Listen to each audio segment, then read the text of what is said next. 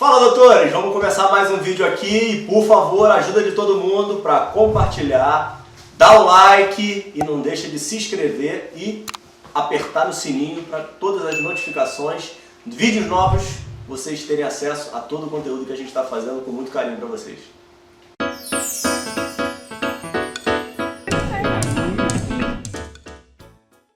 Fala, doutores! Eu sou Ricardo Valente, oftalmologista aqui do Rio de Janeiro. Vamos continuar nossa série de conversas no Fala Doutores, trazendo oftalmologistas que são exemplos para mim, que me espelham, para tentar modelar um pouquinho a mim e a vocês todos aí que estão em formação ou já em formação querendo encontrar o seu caminho.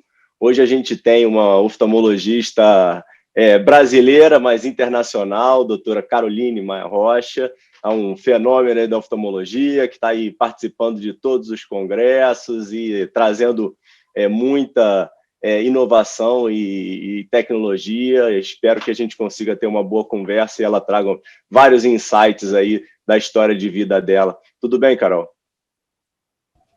Tudo bem, prazer estar aqui. Obrigada para quem está assistindo a gente. Espero que esteja tudo bem aí com vocês. Não, maravilha. Estamos vivendo aí no meio dessa maluquice, dessa pandemia, né? Mas todo mundo, graças a Deus, espero eu, em segurança, né? E tentando que isso aí acabe logo, para a gente poder ter mais eventos presenciais, né? Se bem que isso daqui é uma realidade que está vindo para ficar, né? Pois é o novo normal, né? Mas todo mundo, a gente não vê a hora de poder reencontrar os amigos, poder viajar novamente. Tomara que isso tudo passe logo. Não, com certeza, vai passar sim. Mas vamos trazer aqui a história da Carol, tá? Carol está morando hoje nos Estados Unidos, mas nasceu no Brasil, né? Você nasceu no Sul, né? Você nasceu em Maringá, né, Carol? Sim, nasci em Maringá, cresci em Londrina, no Paraná, inclusive fiz minha faculdade de medicina na UEL, Universidade Estadual de Londrina. E em termos acadêmicos, Carol, você se considerava, né? Era uma boa aluna, de notas medianas, sempre de primeira da turma. Como é que era isso para você? E a questão do nível da tua escola inicialmente? Eu, na verdade, sempre fui muito CDF, e o meu irmão também, a gente estudou muito, então realmente teve que ralar muito para chegar lá.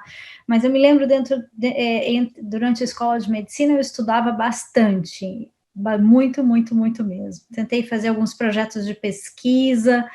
Eu me lembro que eu tive uma bolsa do CNPq durante os meus primeiros anos de faculdade, então eu tive um pouco uma iniciação em pesquisa durante os primeiros anos, então tudo isso ajudou, né, a ter um currículo melhor, ter algum currículo com pesquisa, até durante a escola de medicina.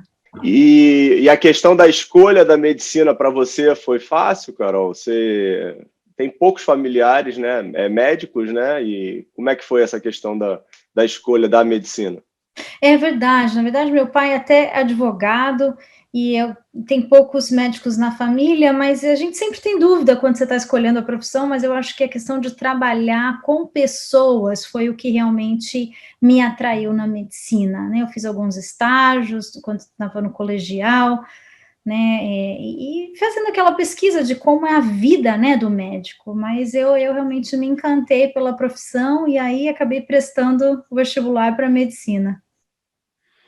E o foco dentro da medicina para você já tinha algum pensamento da oftalmologia quando você iniciou a faculdade ou não tinha nenhuma ideia de ir para a oftalmologia? Poxa, eu não tinha ideia. Eu sei que eu sempre gostei de cirurgia, eu sempre gostei de pôr a mão na massa, sabe? Eu pensei em fazer cirurgia geral, depois a gente tem um estágio muito legal na obstetrícia, né? Que a gente fazia muito parto em Londrina, então eu pensei até em fazer ginecologia por um tempo. Foram, na verdade, nos últimos anos, teve um congresso em São Paulo, eu fui. E eu me lembro, teve um wet lab, acho que a Johnson Johnson tinha um wet lab para ficar fazendo transplante em olho de porco, e lembro que naquele dia foi quando eu conheci o Fabinho Casanova, que agora está em Legal. Recife, que depois foi um dos meus professores na Escola Paulista, mas eu me lembro desse dia, porque eu fiquei encantada, né? E depois que eu tive um estágio no oftalmo, eu achei legal, mas a gente, durante a medicina, tem pouco contato com oftalmo. Então, realmente, foi quando todo mundo falou, meu Deus, mas oftalmo, né? Todo mundo fica pensando, não acredito que ela vai fazer oftalmo. Porque era uma coisa muito distante, né? A gente não tinha, mas aquela questão de operar sentado, né? De não ter aquele plantão muito intenso, por exemplo, da ginecologia obstetrícia ou da cirurgia geral, com aquelas horas de cirurgia, né, que você opera a madrugada toda, então acho que é isso que eu me encantei muito com o oftalmo. Mas na tua universidade não tinha nenhuma estrutura mais forte dentro da oftalmologia, não, né? Não, tem alguns professores na universidade, o Dr. Marcelo Casella, ele é retina de Londrina, e alguns outros que fazem um trabalho fantástico lá na minha cidade, assim, tem a residência médica, tem 2 residências, uma na universidade, mais competitiva, né, e tem o Hospital de Olhos também. Então, ele fazia um trabalho, mas é uma residência menor, na época, ele aceitavam 2 por ano somente, mas ainda bem competitivo. E aí você terminou a faculdade, teve essa decisão aí em termos de especialidade e, teoricamente, você fez residência numa das melhores instituições aqui do Brasil, né? Pois Na escola. eu acho que esse foi o maior salto da minha carreira inteira, foi quando eu consegui vir de Londrina, no Paraná, e passar na Escola Paulista. Eu apliquei na USP, na Unicamp, né, e a lista vai rodando, eu acabei depois fazendo, a gente fala o match, passando, né, até na USP eu acabei passando, mas na época realmente a Escola Paulista me atraiu, né, eu já tinha alguns contatos lá, assim, das pessoas que eu tinha conhecido em congresso mesmo. E realmente foi um grande passo na minha vida, foi quando eu consegui passar para a residência na Escola Paulista. E Foi onde eu conheci os meus grandes mestres, com certeza. Acredito com certeza nisso, né? Mas durante o período de escola, você tinha um foco grande em parte cirúrgica? Era mais clínica? Como é que era a tua busca? Olha, eu sempre gostei demais de cirurgia, e eu quero contar, quando eu era residente do primeiro ano, eu me lembro, até com o Fabinho, o pessoal da Catarata, e assim, os que realmente foram os que, sabe, a mão na massa, o Francisco Seixas, o Jonathan Lake, o Gustavo Malavasi, acho que esses caras aí que estavam ali com a gente quando você está começando a operar, né, e eu sou muito grata por eles, mas eu lembro que tinha o Francisco, eles faziam um estudo muito legal, que eles colocavam um monitor cardíaco no que estava orientando a cirurgia de catarata e nos residentes, e eu ficava lá anotando as horas, porque os residentes do primeiro ano não sabem nada do que está acontecendo, mas o do terceiro ano, quando está complicando, o batimento cardíaco lá em cima de estresse, então esse trabalho foi muito legal, então eu sempre estava ali com os caras, vendo cirurgia, assistindo cirurgia, e aí eles me deixavam fazer um pouquinho ali, né, porque eu realmente era bem dedicada a esses trabalhos, e durante a residência eu consegui operar muito, e eu gostava muito da parte cirúrgica, com certeza. Não, e a escola tem uma característica muito legal, né, que todos contam, né, que é a questão da abrangência de diversas especialidades dentro da oftalmologia, né, e você focou no segmento anterior, né, desde da Paulista, né? Então, eu concordo, na escola a gente roda por todas as subespecialidades, uveíte, tumores, é fantástico, né, a oftalmologia pediátrica, então tem todos os ambulatórios, é um serviço fantástico, né, a gente tem que estudar muito para as provas também, e a questão de pesquisa é muito forte na escola, então eu também me envolvi muito cedo na escola com a questão de publicações, né, aí vem quando eu comecei a trabalhar com o Dr. Wallace Chamon, o Eduardo Soriano, os meus mentors, né, muito fortes, os meus orientadores, o Dr.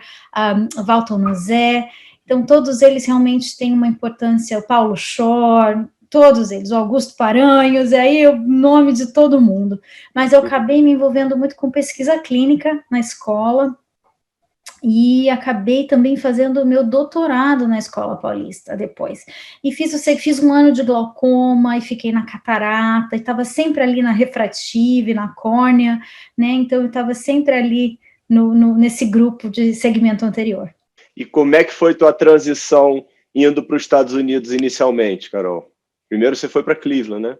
Isso, então, o Dr. Kruger, ele tinha uma conexão muito grande com a Paulista, porque a Regina Chalita tinha sido feito pós-doutorado com o Dr. Kruger, ela ficou em Cleveland por uns 3, 4 anos, muito tempo. Então, quando a Regina voltou, eu tive a oportunidade também de trabalhar com ela durante a minha pós-graduação. A gente estava fazendo um estudo com Wavefront, com lentes intraoculares, então a Regina foi perfeita para ajudar no projeto, assim que ela voltou. Então, quando eu estava olhando por oportunidades, o Dr. Kruger sempre foi um anjo muito acessível, e eu, na época, consegui uma bolsa de pós-doutorado, né, pela CAPES, pela escola, e foi assim que eu acabei indo para Cleveland. Isso foi no ano de 2007. Isso você já tinha terminado já a residência, estava fazendo um fellow, né, que fica depois na escola, e aí teve essa conexão, essa ajuda da Regina e a conexão com o Kruger. E aí você ficou quanto tempo em Cleveland, Carol? Então, na verdade, eu ainda não tinha finalizado o meu doutorado completamente, né? Eu já tinha várias publicações andando, mas eu acho que eu acabei defendendo a minha tese antes de ir, e aí depois só finalizando as publicações, né?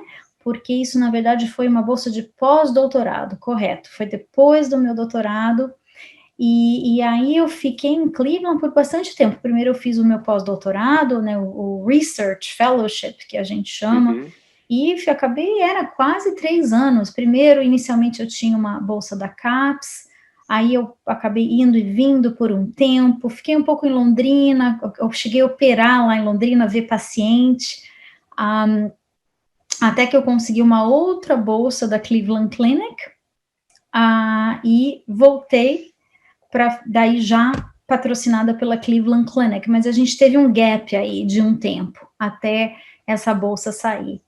Então foi bom, foi um tempo que, né, que a gente pude operar um pouco na minha cidade natal, que é Londrina, né, é um médico que já estava, não, ele precisava de um segundo médico na clínica, e alguém para fazer cirurgia de catarata, que foi muito legal.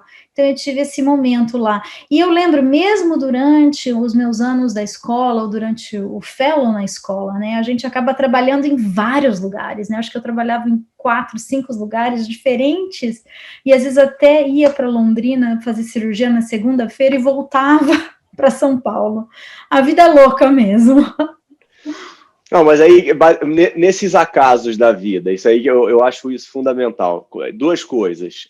Uma delas, você tinha um planejamento de terminar essa formação em São Paulo e depois em Cleveland para voltar para Londrina e lá se estabelecer com um nome diferenciado, ou não? Você estava deixando a vida abrir novas portas, né? Eu acho que eu estava deixando a vida abrir novas portas, eu não tinha uma coisa finalizada. Em São Paulo, durante o fellow, eu lembro que eu trabalhava no IPEPO, que era da Escola Paulista, eu trabalhava com o Wallace Chamon na clínica dele, a Visus, que é fantástica, mas eu estava, né, várias oportunidades na época, muita gente da turma lá de São Paulo, da Paulista, foi para Brasília, eles tiveram uma oportunidade fantástica em Brasília na época, mas para mim estava tudo muito aberto, né? Mas eu não tinha aquela ideia que realmente ia ficar nos Estados Unidos, eu não sabia ainda, quando eu vim para cá. Você já, nesse momento, você já pensava em fazer os steps ou não? Ainda Eu me lembro um dia que o Kruger é sempre muito fantástico, né? Então eu me lembro várias vezes, às vezes conversando com o Kruger, ele perguntava: o que você vai fazer? Eu já estava aqui por um ano e meio, 2 anos, né? Ele falou: olha, você tem que começar a fazer os steps. E foi quando eu comecei a estudar para os steps, mas eu já estava aqui há um ano, pelo menos, nos Estados Unidos, um ano e meio, e aí eu lembro que eu já estava estudando para o Step 1, eu conheci o George, Uhum. Tudo meio que misturado ao mesmo tempo, né? Mas nada era certo que eu ia ficar ou que eu ia casar. Inclusive, eu quero dividir uma coisa que aconteceu, porque depois de uns anos na Cleveland Clinic, eu passei um ano na Emory. Também a gente conseguiu transferir o meu visto J. Mas o departamento internacional da Emory, naquela época, não era muito bom. Então, eu quase perdi o meu visto. Então, se eu perdesse meu visto, eu ia ter que voltar para o Brasil por 2 anos. Naquela época, eu estava namorando o George, foi muito estressante. Que eu falei, olha, eu vou ter que ir embora. Eles não estão conseguindo transferir o visto, eu vou embora. Então, esse foi uma coisa, assim, foi por um triz que eu não tive que voltar. Não, peraí, deixa eu situar o pessoal que está assistindo, que eles não sabem. George é seu esposo, né? Oftalmo, né? Também, né? E provavelmente, poxa, também é outra pessoa que foi super importante aí nessa tua história, né? Não, sim, quando eu conheci o George também, oftalmologista, o pai dele foi um oftalmologista que fez muito pra gente, faleceu há alguns anos, mas o pai dele teve muitas publicações na oftalmologia, em córnea, é o George Waring III, o terceiro. E quando eu conheci o George, ele estava em Kansas City, a gente não estava na mesma cidade, entendeu? Então era tudo muito vago, eu estava em Cleveland, ele estava em Kansas City, então foi um período de muita transição. Essa época você conseguia se manter, Carol? Essa época que você estava em Cleveland, que você tinha a bolsa de lá, e o outro ponto que eu queria que você já colocasse é a questão da questão cirúrgica, né? Que muitas vezes tem essa dificuldade para o pessoal que pensa em sair do Brasil e perder mão, né? Sim, eu fiquei muito tempo sem operar aqui. Eu tinha uma bolsa que dava para me manter, eu tinha um dinheiro guardado, porque esse tempo que eu trabalhei em Londrina e fazia cirurgia, consegui juntar uma grana também, né? Mas e depois a bolsa realmente dava para eu me manter, a bolsa em Cleveland, da parte de pesquisa, e toda vez que eu transferia, quando eu fui para Emory, né, isso antes de repetir a residência, eu lembro que também teve um gap ali de 6 meses quase, que eu fiquei sem bolsa, e você continua trabalhando, até a burocracia da papelada, do dinheiro do grant, dinheiro da pesquisa, né, então é um período assim que você rala, né, que às vezes você vai fazer pesquisa, pode ter uma bolsa ou pode não ter uma bolsa, ou você tem que esperar até sair algum grant. Não, muitas coisas poderiam ter dado errado, né? Que as pessoas veem a história de sucesso concluída, né? Então, tiveram várias etapas aí que, como você está colocando, gaps que você poderia ter tido insucesso, né? Sim. Eu tive uma reunião com o Paulo Chora essa semana que foi engraçada. Porque eu falei, gente, todo mundo tá pensando que eu dei o golpe no baú, né? Ele fica dizendo oftalmologista famoso, mas aqui é muito diferente, porque não importa se seu pai é famoso, ou se seu pai, a maioria, ou se seu pai tem muito dinheiro, as pessoas elas começam a trabalhar muito cedo, é diferente no Brasil, né? Porque às vezes até a pessoa me perguntava, no que você trabalhava antes de você começar na medicina? Eu falava, meu Deus, eu só estudava. Aqui não, eles começam a trabalhar muito cedo, tipo assim, no bairro onde eu moro, a filha do meu vizinho já faz babysitter para ganhar o dinheiro dela. Legal. Elas pedem, entendeu? Muito cedo, entendeu? Então é engraçado, você é responsável pela sua vida, você tem que pagar suas contas muito desde o começo, ninguém sabe, é diferente, a cultura é diferente, isso é interessante. E aí você foi progredindo, foi conseguindo, né? Poxa, fez toda aí, teoricamente, a tua formação de novo, né? Fez os steps, fez a residência e tudo mais. Quando que você conseguiu ter a decisão mesmo de, poxa, eu vou casar e vou morar aqui, vamos casar, vamos morar no Brasil? Nunca teve esse pensamento?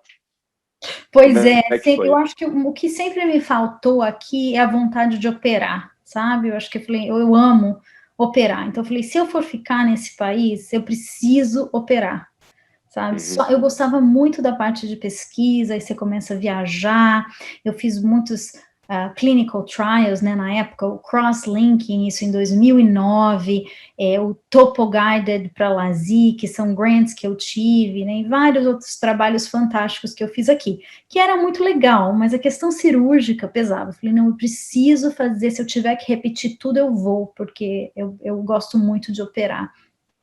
Então, essa que foi a decisão, mas é muito engraçado, né, a gente conversando, eu me lembro que realmente você passa por muito conflito, né, isso que eu quero, a saudade do Brasil, e ao mesmo tempo várias oportunidades, assim, de pesquisa, coisas que são um pouco mais fáceis aqui.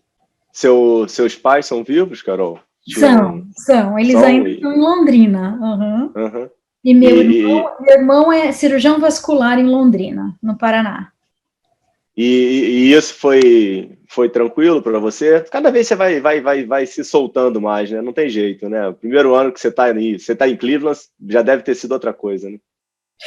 Não, para os pais é sempre muito difícil, né? Meu pai falava, menina, você tem que trabalhar, você é uma estudante profissional, pelo amor de Deus. Um dia ele vai escutar essa entrevista. Eu falei, não aguento mais, a menina só estuda. 20 anos estudando. Mas deu certo, né? Poxa vida. Ainda bem. Aí você casa quando, Carol? Eu casei em 2011. Então eu já estava aqui há 4 anos. Em Cleveland? Quando você casou? Ou Em não? Cleveland, eu estava em Cleveland ainda, sim. Eu estava já, em 2011, eu já tinha começado a minha residência. Eu estava em Cleveland. Tá, e aí como é que foi esse progresso aí de local? Onde é que o George estava trabalhando nessa época? Então, assim, quando eu fiquei 2 anos em Cleveland, aí 2 ou 3 anos, aí eu fui para Emory, né? O George terminou o treinamento dele, nós dois estávamos em Atlanta por 1 ano. Tá. Aí depois eu apliquei para residência e eu fiz um match na Cleveland Clinic, então eu voltei para Cleveland. E na época o George ficou procurando emprego, na verdade ele acabou indo para Columbus, em Ohio, não era em Cleveland, mas é 2 horas e meia de Cleveland. Então a gente não estava na mesma cidade, a gente acabou ficando separado por muitos anos. A gente se via no fim de semana, porque ele estava trabalhando 2 horas dali. Já casados, né? Já. E depois ele abriu uma vaga para córnea refrativa na universidade, aqui na Carolina do Sul, em Charleston, e ele veio para Charleston primeiro, enquanto eu ainda estava em Cleveland. Ah, legal. Então vocês ficaram bastante tempo mesmo. Literalmente, esse início de casamento foi separado mesmo, né? Tinham bastante. Viajava muito fim de semana, mas separado. Tá, e aí vocês acabaram que se consolidaram aí na Carolina do Sul, né? Vocês já estão aí há quanto tempo? Aí eu vim para cá em 2014. 6 anos, então. 6 anos. Vocês já estão. Sim. E como é que... Aí o outro lado também que eu acho super interessante. Como é que é essa história de oftalmologista brasileira, mãe nos Estados Unidos? Como é que você consegue conciliar essa vida aí? Então, essa vida é uma loucura, porque aqui é interessante, a maioria das mulheres, elas ficam em casa com as crianças. No Brasil é muito comum que a mãe e o pai, os dois trabalham, né? Aqui não é tão comum, claro, tem muitas mulheres lá, trabalham, profissionais, oftalmologistas, tudo, mas não é o comum, né? Então, eu vejo na escola das crianças, tem que estar lá na quarta-feira às 9 da manhã. Oh, meu Deus do céu, quarta-feira às 9 da manhã, eu estou aqui de trabalho e não dá para ir. E a gente, graças a Deus, tem as babás brasileiras que ajudam a gente demais. Eu sempre tive sorte, sempre brasileira, essas crianças falam português. E a gente tenta conciliar tudo que não é fácil, não é mole, não, com certeza. Mas dá, né? Dá. No final das contas é uma dificuldade maior, mas com certeza vocês conseguem, né? Me diz um negócio, em termos de história, olhando para trás, faria alguma coisa diferente? Obviamente que sempre tem aquela história que todas as dificuldades engrandecem a gente. Então, mas tem algum ponto que você acha, poxa, não, hoje com mais maturidade eu deveria ter feito de outra forma? Eu acho que, claro que quando você está vivenciando o processo, né, e é um processo difícil, eu ia até falar, né, como é que é refazer a residência aqui nos Estados Unidos? Cada um vai ter uma história para contar, mas eu acho que isso é difícil, porque é extremamente competitivo, inclusive aqui onde eu trabalho hoje, no Stormy, eles nem me chamaram para entrevista. Hoje eu sou chefe aqui, mas eu nem consegui uma entrevista aqui, porque a gente recebe 500 aplicações para 4 vagas, né? E a personalidade, todo mundo, as notas são altíssimas, e é muito difícil esse processo seletivo, mas assim, claro, assim, a minha história foi que eu tinha uma pesquisa muito grande, eu consegui publicar muito antes. Eu fiquei muito tempo na Cleveland Clinic, então eles me conheciam como personalidade. Eu lembro que eu tive 6 entrevistas. Geralmente, os alunos aqui, eles conseguem 20. E não são todos que passam, não são todos que conseguem uma vaga. Então, é difícil. Algumas outras histórias que eu me lembro de brasileiros que fizeram, às vezes você tem que fazer, porque eu tive que repetir um ano de internato, que foi um ano muito difícil, você tem que refazer o internato, porque eu já era oftalmo, já tinha feito doutorado, já estava, né, trabalhando no Brasil e tive que fazer aquele ano de medicina interna. Aquele ano foi muito puxado. Eu fiz um ano inteiro de medicina interna antes de começar o oftalmo.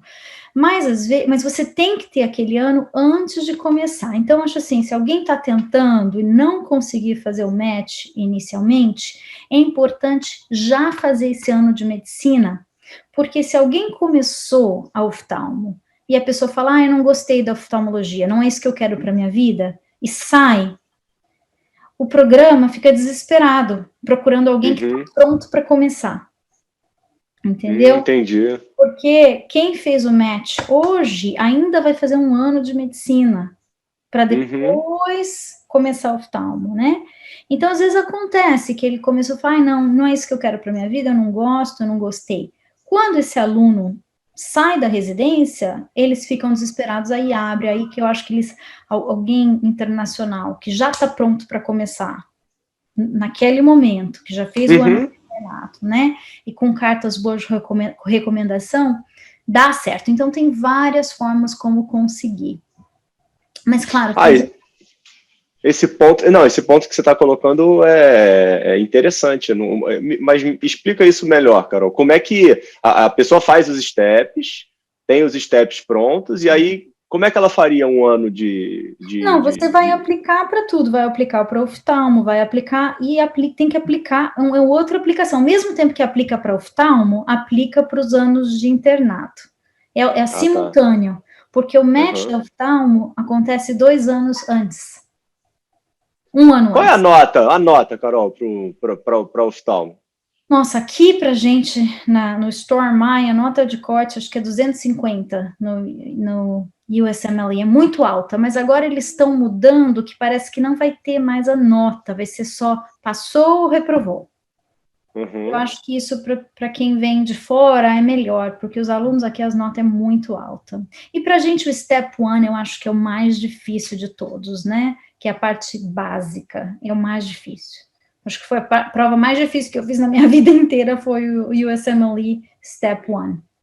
E todos os steps têm a mesma peso. Mesmo peso, exatamente. Tem todos, são 3, né?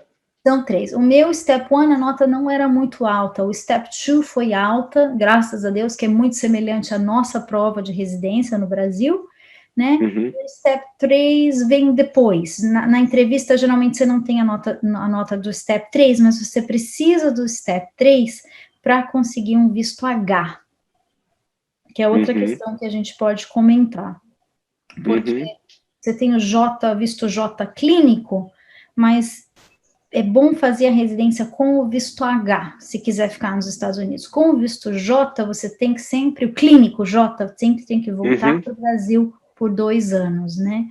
Então, isso também é importante. Terminar o Step 3 foi isso que aconteceu comigo. Aí a Cleveland Clinic me deu o visto H para eu fazer a residência, né? Que o visto H é o visto de trabalho. Aham. Quando você fala por 2 anos, Carol, você tem que permanecer no Brasil por 2 anos ou a cada 2 anos você precisa voltar ao Brasil? Permanecer no Brasil por 2 anos. Ah, não, ia ser uma catástrofe para você, né? Catástrofe. Com certeza. Nos teus projetos, é óbvio que iam dar certo uma hora, né? Mas... Então, porque eu tinha inicialmente o visto J de pesquisa, né? Então, do J de pesquisa, você consegue aplicar para um waiver, né? Para fazer um treinamento clínico. E aí, então, foi diferencial esse auxílio que você teve, né? De conseguir esse visto, permanecer aí. E a questão de trâmite, você corre atrás desses vistos ou a Cleveland Clinic tem algum setor que faz essa parte? Por exemplo, a Cleveland Clinic tinha um setor internacional, todas as universidades têm um setor internacional, mas para conseguir o waiver, eu lembro que eu acabei fazendo sozinha na época. São cartas que você tem que submeter, né, para pedir o waiver do visto J, Research, para o H. Mas para ir para o J clínico é fácil, mas depois para você sair desse J clínico é mais complicado. E todas as tuas cartas de recomendações eram daí? Ou você usava cartas de recomendações brasileiras também? Para residência? Para residência médica foram daqui.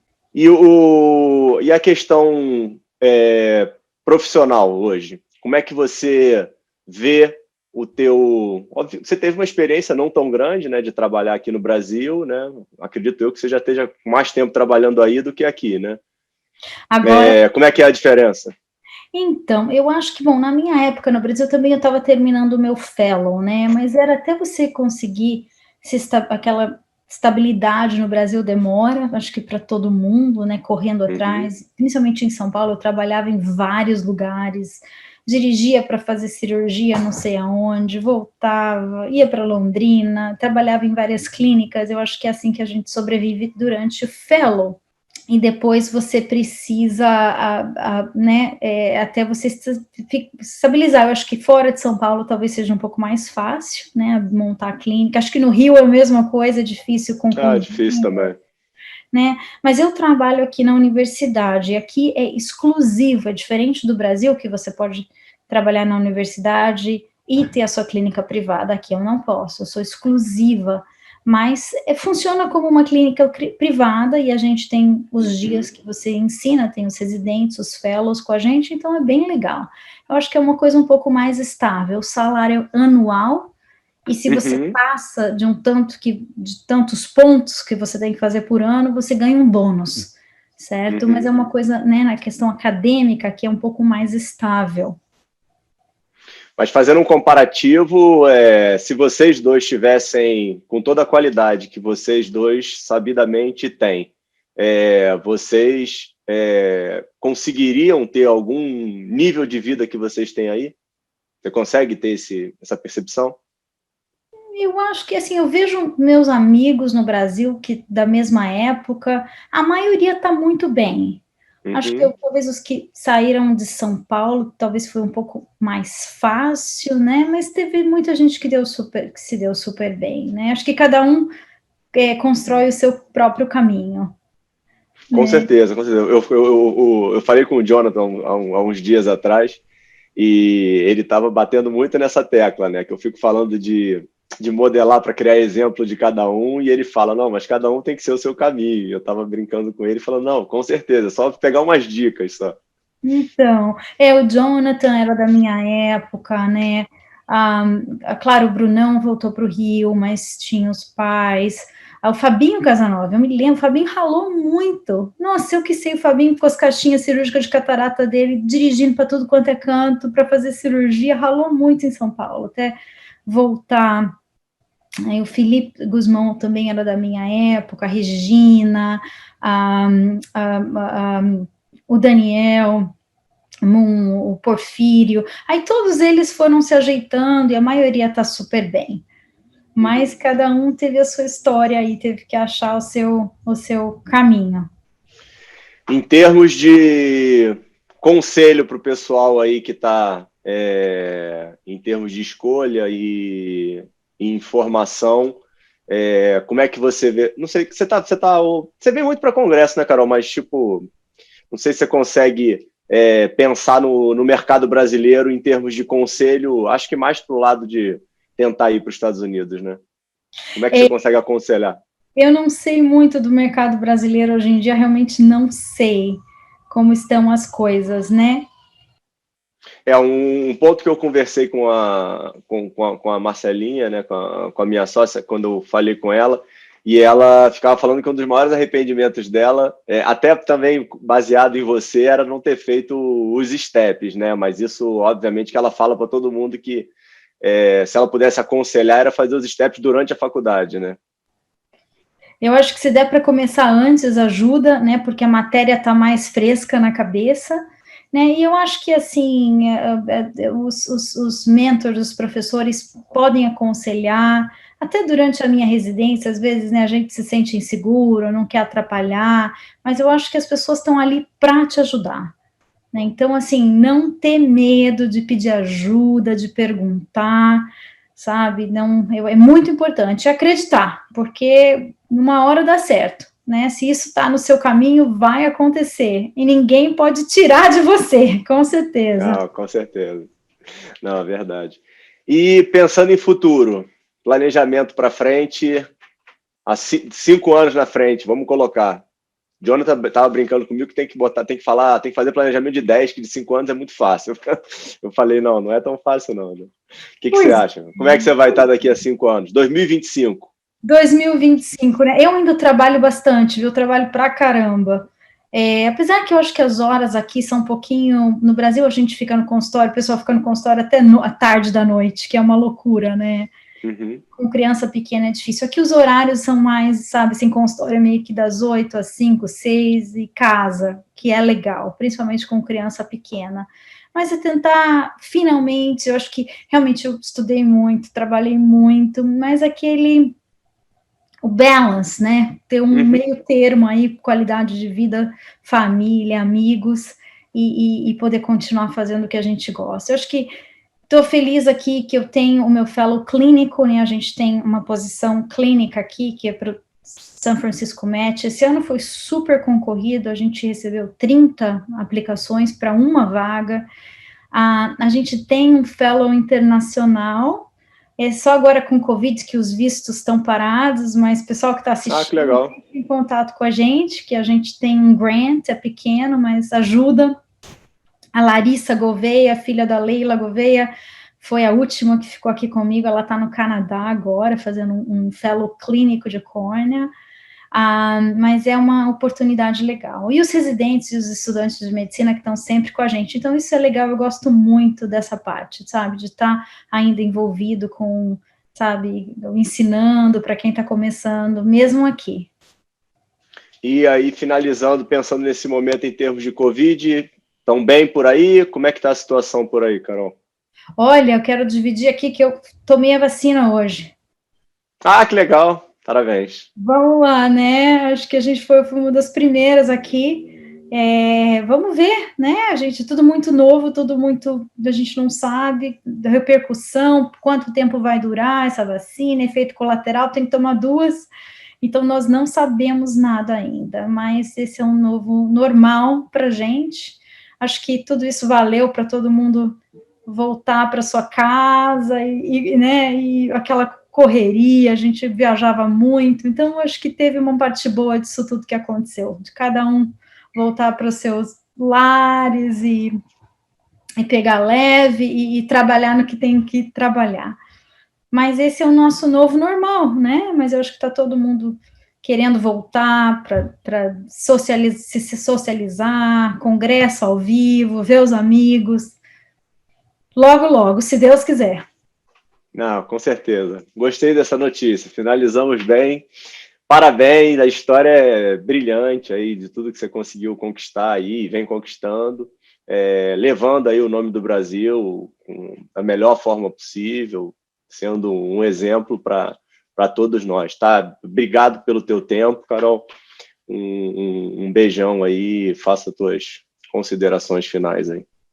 Sim, beijão, muito obrigada pelo convite. Entre em contato conosco, a gente tem aqui sempre uma posição aberta todo ano para a FELA Internacional, e tem uma coisa relacionada a essa vaga, tem que ser brasileiro. Legal. Eu tiro os residentes estão rodando na clínica, eu falo, aprendeu português, então não vai passar no setor de córnea refrativa, porque não... reprovado. Mas eu acho que tem que acreditar, acho que cada um tem o seu caminho e a sua missão, né, na sua comunidade, né? E com certeza. É legal. Carol, beijão, obrigado, vai descansar aí, vai ficar com as crianças. Muito obrigada, beijão. Muito obrigada, tchau, tchau. Tchau, tchau, até logo.